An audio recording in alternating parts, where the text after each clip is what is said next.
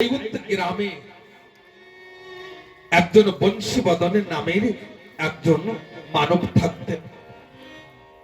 ও ভাইয়া, আমাদেরকে ধ্যান দিতে হবে। ভগবানকে মানতেন না। উনি নিজেকে নিজে বড় চিন্তন করতেন আর বলতেন ভগবান নেই দুনিয়ায়। ওনার স্ত্রী দুই হাত জোড় করে বলছেন, ওগো প্রিয়, আমাদের গ্রামে এক বাড়িতে ওই ঠাকুর এসেছেন, হরিচাঁদ ঠাকুর এসেছেন। তার পার্শ্বদগণ নিয়ে তার দলবলে নিয়ে এসেছেন। আপনি বাজারে যান, হাটে যান, আর হাটে গিয়ে না কিছু ফল ফ্রুট নিয়ে আসেন, কিছু ফলে নিয়ে আসেন, আমি ঠাকুরকে বাড়িতে নিয়ে আসবো। স্ত্রী অনেক কয়েকবার বললেন না বাবা, কিন্তু উনি তো শ্রবণই করছেন। এইসব পয়সা করে খরচা করে কি লাভ হবে? আর উনি কি কোনো ভগবান নাকি যে ওনাকে বাড়িতে নিয়ে আসতে হবে? কিন্তু স্ত্রীতে অনেক প্রার্থনা করলেন হাত জোড় করে। তা বলছেন ঠিক আছে, ব্যাগ দাও, আমি যাচ্ছি। আর যে সময় ব্যাগ নিয়ে গিয়েছেন, সেই সময় হাটে গিয়ে দেখেন কি ফলের ভিতরে আনারস একটু কম পয়সায় বিক্রি করছে। আর আনারস না 10টি আনারস নিয়ে এসেছেন ব্যাগে করে। আর আনারস নিয়ে এসে কি করেছে, সুন্দর সুন্দর করে দেখছেন, সুন্দর করে দেখছেন যে কোন আনারস ভালো। আর ভালো ভালো দেখে না দুটি আনারস না ওই গোলার পরে রেখেছেন। গোলা কাকে বলে? যেখানে ধান রাখে। হরিচাঁদ ঠাকুরে কিন্তু আসেন, ওই ওখানে রেখেছেন, লুকিয়ে রেখেছেন। আমার তার মানে কি জানেন? এই কথার অর্থ কি? আগে একবার বলেছি এই কথা, আরেকবার শ্রবণ করুন। ঠাকুরকে যে সময় প্রসাদ ভোগ লাগাবেন, ভালো তা দেবার চেষ্টা করবেন, কখনো খারাপ তা দেবার চেষ্টা করবেন না। অনেকে আছেন না যে ভালো বলে আমি রেখে দিই আর খারাপ গুলো ভোগ লাগিয়ে দিই। খারাপ গুলো আপনি রাখেন, কিন্তু ভালো আমার ঠাকুরকে ভোগ লাগান। আর এমন সময় হরিচাঁদ ঠাকুরে তিনি ওই পার্শ্বদগণ নিয়ে ওনার বাড়িতে, ওই বংশীবদনের বাড়িতে প্রবেশ করলেন। আজের সময় প্রবেশ করলেন বংশীবদনের বাড়িতে। এমন সময় ওই পার্শ্বদগণ নিয়ে ঝাঁস ডাঙ্কা বাজিয়ে ওই হরিবোল বলে ওই ওখানে বাড়িতে মৎসব করলেন। আর ওই আনারস গুলো কেটে কেটে না ভালো করে ভোগ লাগিয়েছেন। আর যে সময় ভোগ লাগিয়েছেন না, আর ওই আনারস না সকলকে ওই প্রসাদ সকলকে দিয়ে দিয়েছেন। আর বংশীবদনকে ওনার স্ত্রীকে ডেকে বলছেন, আমার আনারস কোথায়, আমার তা কোথায়?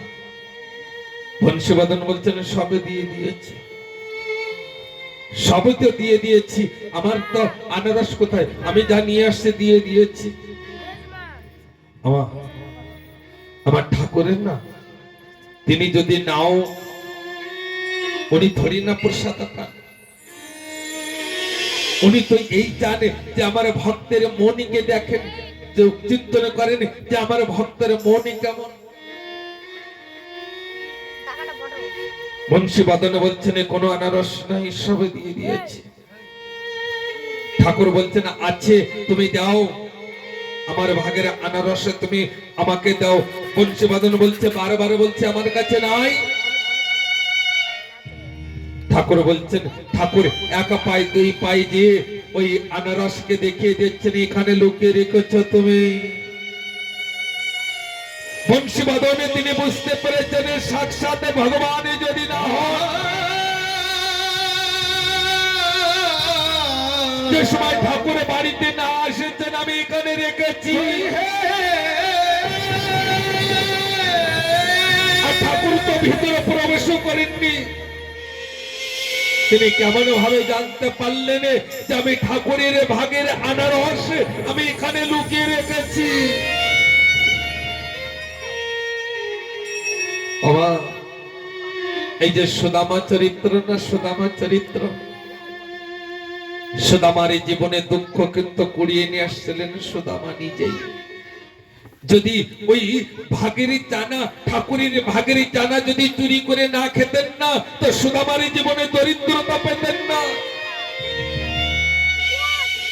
আজকের বংশী বাদনে তিনি বুঝতে পেরেছেন, আমি যে ভুল করেছি, আমি যে পাপ করেছি, আমার জীবনে দরিদ্রতা আসবেই।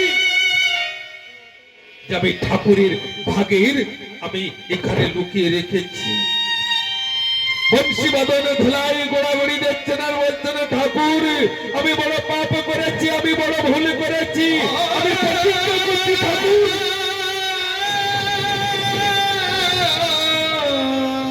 ঠাকুর আমি প্রতিজ্ঞা করছি যতদিন আমার ভিতরে শ্বাস প্রশ্বাস চেতনা থাকবে আমি এক হরিবল নাম ছাড়া আর কোন নাম করব না। এই হাতে দিয়ে আমি ঠাকুরের জন্য কর্ম ছাড়া আর কোনদিন আমি নিজের জন্য কোনো কর্ম করব না। আমাকে ক্ষমা করে দেন ঠাকুর। দোলাই গোড়া করে দিচ্ছে ভক্তের অধীনে ভগবান। আমার হরিচাঁদ ঠাকুরের তিনি বংশী বদনকে ধরে বলছেন,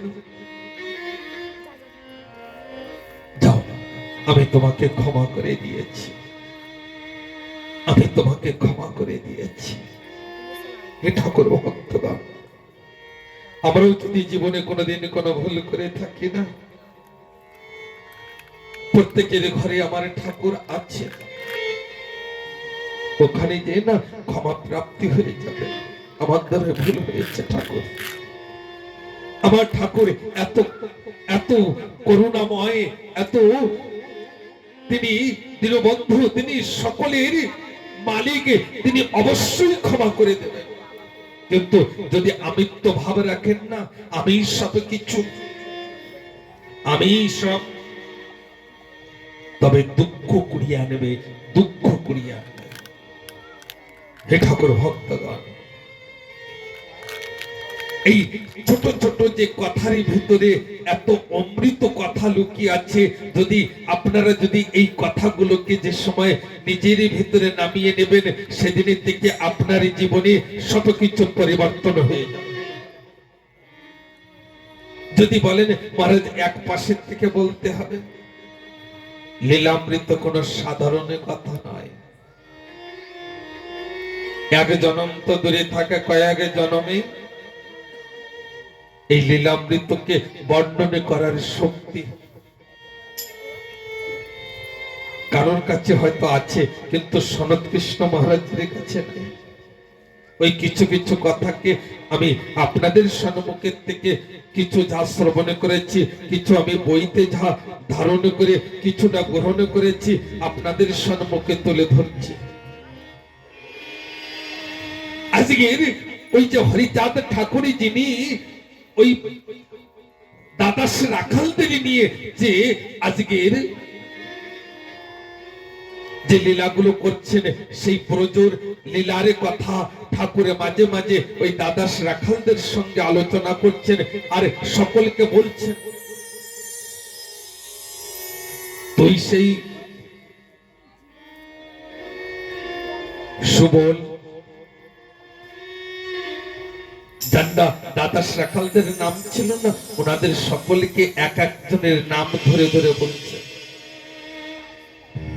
হে ঠাকুর ভক্তগণ, আসেন, আগামী দিনের থেকে আমি যাব ছোট একটা ঝাঁকি ব্যবস্থা এখানে হবে। আর দ্বিতীয় নম্বর, 7টার থেকে কথা শুরু হয়ে যাবে, বেশি লম্বা চওড়া, ওই বেশি রাতে করে আনন্দ পাওয়া যেন। অনেক দূর দূর থেকে ঠাকুর ভক্ত আসছেন, আর তান্ডা আমাকে কয়েকবার ফোন করে বলেছেন, মহারাজ অত রাত্রে আনন্দ পাওয়া যায় না, আসতে ভয় করে, যেতে ভয় করে। এই জন্য সকালে সকালে আগামী দিন আমি 7টার ভিতরেই এরপরে বিরাজমান হয়ে যাব। বলে জয় হরি বল, হরি বল, জয় হরি বল। একখানা ছোট করে একটা গান, তারপরে আর কিছু অল্প কিছু কথা নিয়ে আজকের এখানে আমরা বিশ্রাম যাব।